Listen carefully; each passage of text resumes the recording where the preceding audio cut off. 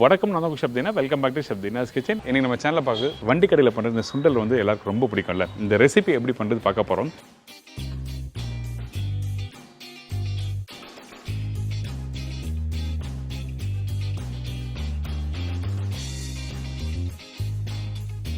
இதை தொடர்ந்து கீரை வடை,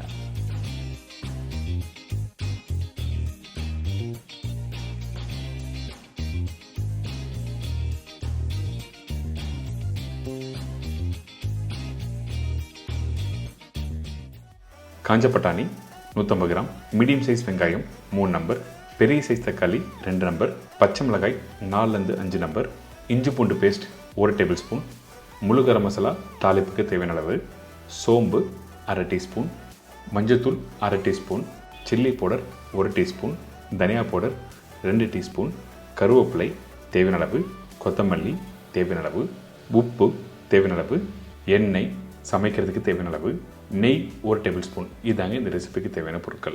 இந்த வண்டி கடை சுண்டல் பண்ணுறதுக்கு நம்ம என்ன பண்ணுறோன்னா, ஃபஸ்ட்டு இந்த காஞ்ச பட்டாணியை நல்லா தண்ணியில் ஊற வைக்கிறோம். குறைஞ்சபட்சம் ஓவர் நைட்டில் ஊற வச்சுருக்கணும். அதாவது இன்றைக்கி காலையில் நீங்கள் இந்த வண்டி கடை சுண்டல் பண்ண போகிறீங்கன்னா நேற்று நைட்டே ஊற வச்சுருங்க.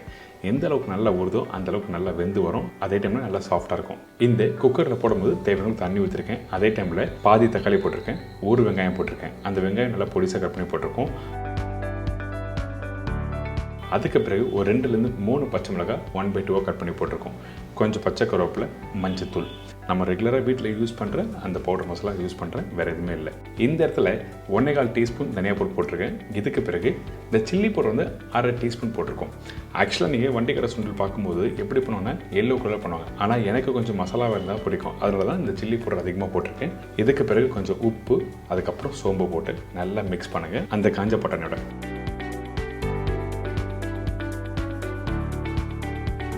இதுக்கு பிறகு நம்ம என்ன பண்ணுறோம், குக்கரில் கரெக்டாக செட் பண்ணுறோம், விசில் வச்சு. கரெக்டாக நீங்கள் ஒரு 7-8 விசில் விட்டு எடுத்திங்கன்னா அந்த சுண்டல் நல்லா வெந்திருக்கும். அதே டைமில் இந்த ரெசிபிக்கு பொறுத்த வரைக்கும் கொஞ்சம் மேஷ் ஆகிடணும். அதுக்கு பிறகு ஓப்பன் பண்ணி பார்த்தீங்கன்னா இந்த மாதிரி நல்லா வெந்து ரெடியாக இருக்கும். இப்போ இதை எடுத்து அப்படியே ஓரமாக வச்சுருங்க. அதுக்கு பிறகு தாளிப்பு போட்டு இந்த மசாலா ரெடி பண்ணிவிட்டு வேக வச்ச சுண்டல் இதில் மிக்ஸ் பண்ண போகிறோம். அதுக்கு நம்ம என்ன பண்ணுறோன்னா, ஃபஸ்ட்டு இந்த மாதிரி கடையில் கொஞ்சமாக எண்ணெய் ஊற்றிருக்கேன். அந்த எண்ணெய் சூடான பிறகு சோம்பு, முழு கரம் மசாலா, அதாவது பட்டை, லவங்கம், ஏலக்காய், பிரிஞ்சி இலை, இது எல்லாத்தையும் தாளிப்பாக போட்ட பிறகு கொஞ்சம் பச்சை கருவேப்பிலை,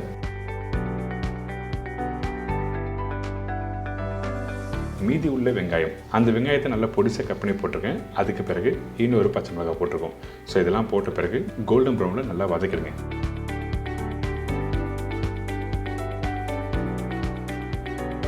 இந்த மாதிரி வதங்கி வர டைமில் நம்ம என்ன பண்ணுறோம், இஞ்சி பூண்டு பேஸ்ட் போட்டிருக்கோம்.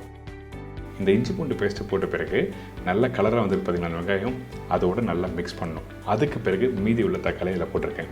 தக்காளி இந்த இடத்துல எவ்வளோ யூஸ் பண்ணியிருக்கேன், வேக வைக்கிற இடத்துல எவ்வளோ யூஸ் பண்ணியிருக்கேன்னு சொல்லிட்டு தெளிவாக உங்களுக்கு பிடிச்சிருக்கோம். இப்போது அதுக்கு பிறகு நம்ம என்ன பண்ணுறோம், நம்மக்கிட்ட இருக்க இந்த பவுடர் மசாலா, மஞ்சத்தூள், மீதி உள்ள தனியா பவுடர், அதுக்கு பிறகு சில்லி பவுடர். நான் திருப்பியும் சொல்கிறேன், எனக்கு கொஞ்சம் லைட்டாக அந்த மசாலாவாக இருந்தால் தான் பிடிக்கும். அதனால தான் கொஞ்சம் சில்லி பவுடர் அதிகமாக போட்டிருக்கேன். உங்களுக்கு வேண்டாம்னா அந்த இடத்துல சில்லி பவுடர் கம்மி பண்ணிக்கலாம். இதுக்கு பிறகு கொஞ்சம் உப்பு போட்டு அந்த மசாலாவை நல்லா குக் பண்ண ஆரம்பிங்க.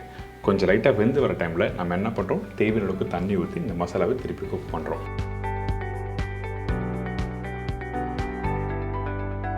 அதே டைமில் கொஞ்சமாக கொத்தமல்லி போட்டு நல்லா குக் பண்ணலாம். கொத்தமல்லி போட்டாலே எந்த ஒரு ரெசிபி இருந்தாலும் சூப்பராக இருக்கும். கொத்தமல்லி மட்டும் இல்லைங்க, நம்ம சவுத் இந்தியன் ரெசிபி எந்த ஒரு ரெசிபி இருந்தாலும் கருவேப்பிலை, கொத்தமல்லி ரொம்ப இம்பார்ட்டன்ட். அதனால தான் எல்லா ரெசிபிக்கும் யூஸ் பண்ணுவேன். இப்போ பார்த்தீங்களா, இந்த மசாலா கொஞ்சம் நல்லா கெட்டியாக வந்திருக்குல்ல. இதுக்கு பிறகு நம்ம என்ன பண்ணுறோம், ஏற்கனவே வேக வச்ச அந்த காஞ்ச பட்டாணியை இதில் யூஸ் பண்ணியிருக்கேன்.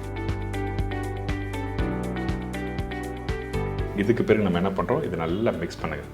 மிக்ஸ் பண்ணிவிட்டு அதுக்கப்புறம் நல்லா குக் பண்ணுங்கள். அந்த பச்சை வாசம் நல்லா போன பிறகு கொஞ்சம் கெட்டியான டெக்ஸ்டர் வரணும், லூஸாக இருக்கக்கூடாது. நீங்கள் எப்போவுமே வண்டி கடை சுண்டல் பண்ணும்போது இந்த மாதிரி கெட்டியாக இருந்தால் தான். இது கூட வடை, சமோசா, இந்த மாதிரி உள்ளி வடை, இந்த மாதிரிலாம் போட்டு நீங்கள் வீட்டில் ட்ரை பண்ணி பார்க்கலாம். கடைசியாக கொஞ்சம் கொத்தமல்லி, நெய்யும் போட்டிருக்கேன். நெய் எதுக்காகனா கொஞ்சம் டேஸ்ட் என்ஹான்ஸ் பண்ணி கொடுக்கும். ஆனால் ரோடுக்கெல்லாம் போட மாட்டாங்க. உங்களுக்கு வேணால் நீங்கள் போட்டுக்கலாம்.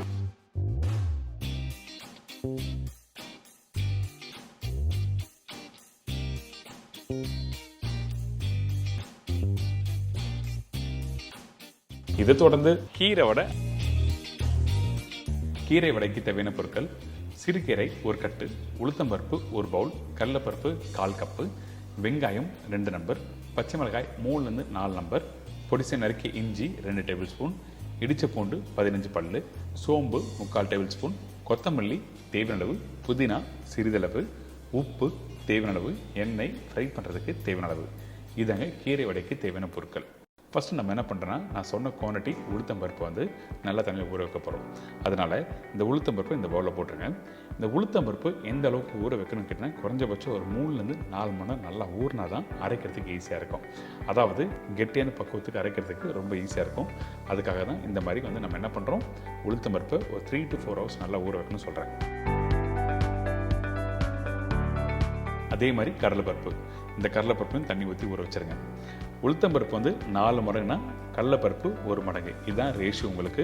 இதுக்கப்புறம் நம்ம என்ன பண்ணுறோம், இந்த ஊற வச்ச உளுத்தம்பருப்பும் கடலைப்பருப்பும் காமிக்கிறேன். எதுக்காக இந்த இடத்துல ஸ்பெசிஃபிக்காக இவ்வளோ நேரம் சொல்கிறேன் கேட்டிங்கன்னா, அந்த கடலைப்பருப்பும் உளுத்தம்பருப்பும் நல்லா ஊறினா தான் உங்களுக்கு கெட்டியாக கிடைக்கும். அதே டைமில் கொஞ்சம் குறைன்னு அரைக்கிறதுக்கு ஈஸியாக இருக்கும். வடை நல்லா கிறிஸ்பியாக முறுமுறுன்னு ஒன்று சொல்ல ஆசைப்படுவீங்க இல்லை, அதுக்கெல்லாம் இந்த மாதிரி ஸ்டெப் பை ஸ்டெப்பாக பண்ணால் தான் கரெக்டாக இருக்கும். இப்போது ஊறின அந்த உளுத்தம்பருப்பை அப்படியே மிக்ஸி ஜாரில் போட்டு அரைக்க ஆரம்பிச்சிடும். அரைக்கும் போது உளுத்தம்பருப்பில் கொஞ்சம் கூட தண்ணி யூஸ் பண்ணக்கூடாது, அப்படியே கெட்டியாக அரைச்சிருக்கணும். அரைக்கும் போது கொஞ்சம் குறைன்னு அரைக்கணும்.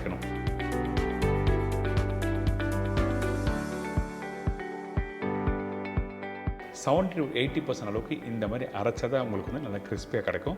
ரொம்ப நைஸாக அரைச்சிடாதீங்க, நல்லா இருக்காது. அதே மாதிரி தான் இந்த கடலைப்பருப்பும் அரைக்க போகிறோம். இந்த கடலைப்பருப்பு பார்த்திங்கன்னா, நீங்கள் நார்மலாக வீட்டில் மசாலா வடைக்கு அரைச்சிருப்பீங்கல்ல, அதே கான்செப்டில் அரைங்க. அரைக்கும் போது 90% அரைச்சிருக்கணும்.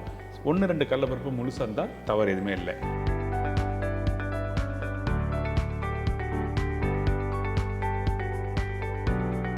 அரைக்கும் போது சரியாக அரைக்கலனா இந்த மாதிரி ஒரு சின்ன ஸ்பூன் எடுத்து நீங்கள் என்ன பண்ணுறீங்கன்னா, நல்லா மிக்ஸ் பண்ணிவிட்டு திருப்பி அரைக்க ஆரம்பிங்க. அரைக்கும் போது 1 செகண்டு தான். ரொம்ப அரைச்சிங்கன்னா கண்டிப்பாக உங்களுக்கு பேஸ்ட் ஆகிடும். அந்த மாதிரி வரக்கூடாது.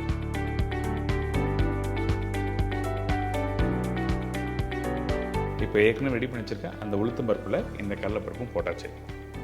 இதுக்கு பிறகு நம்ம என்ன பண்ணுறோம், கட் பண்ணி வச்சுருக்க எல்லா காய்கறியும் போட போகிறோம். அதாவது வெங்காயம் 2 பெரிய வெங்காயம் போட்டிருக்கேன், காரத்துக்கு ஏற்ற மாதிரி பச்சை மிளகாய், அதே மாதிரி இந்த இஞ்சியும் நல்லா பொடிசாக கட் பண்ணி போட்டிருக்கோம்.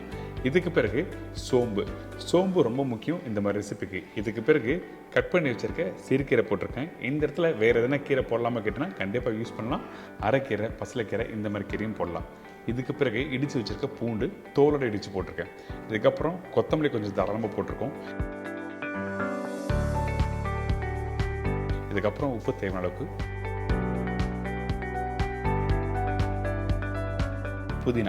புதினா அளவு கம்மியாக போடுவோம். புதினா வாசனை தன்மை வந்து நிறைய கொடுக்கும். அதனால் புதினா கொஞ்சமாக போட்டிருக்கோம். ஆனால் கம்பல்சரி புதினா இந்த ரெசிபிக்கு நீங்கள் யூஸ் பண்ணிக்கணும். நீங்கள் வடையை நல்லா தட்டிட்டு அதுக்கப்புறம் ஃப்ரை பண்ணி சாப்பிட்டு பாருங்களேன், சூப்பராகவும் இந்த புதினா ஃப்ளேவர் நல்லா கொடுக்கும். அதனால தான் புதினா கரெக்டான அளவில் போகணும்னு சொல்கிறேன். இதுக்கப்புறம் அந்த உளுத்தம்பருப்பு, கடலைப்பருப்பு, வெங்காயம், கீரை எல்லாத்தையும் நல்லா மிக்ஸ் பண்ணுங்கள்.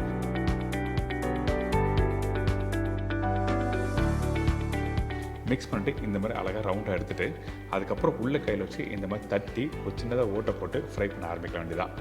இந்த இடத்துல நீங்கள் கீரை தட்டும் போது வந்து கையில் ஒட்டுற மாதிரி இருக்குன்னா லைட்டாக தண்ணி அப்ளை பண்ணலாம். அப்படி இல்லைனா வாழை இலை, அப்படி இல்லைனா பால் பாக்கெட் கவர், இந்த மாதிரி நீங்கள் வீட்டில் யூஸ் பண்ணலாம்.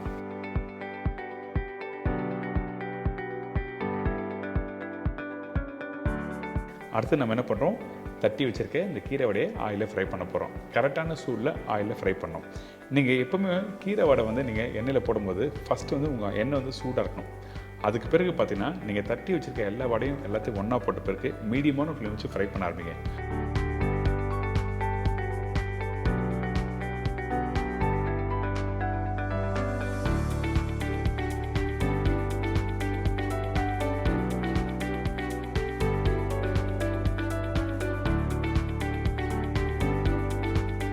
ஆரம்ப ஸ்டேஜ் மட்டும் எண்ணெய் சூடாக இருந்தால் தான் ஒன்றோட ஒன்று ஒட்டாமல் தனித்தனியாக வரும். இல்லைன்னா ஒட்ட ஆரம்பிச்சிடும். அதுக்கப்புறம் பார்த்தீங்கன்னா கலரும் மாற ஆரம்பிச்சிடும். உங்களுக்கு எதிர்பார்த்த மாதிரி நல்ல கலரும் கொடுக்காது, கிறிஸ்பியும் கிடைக்காது.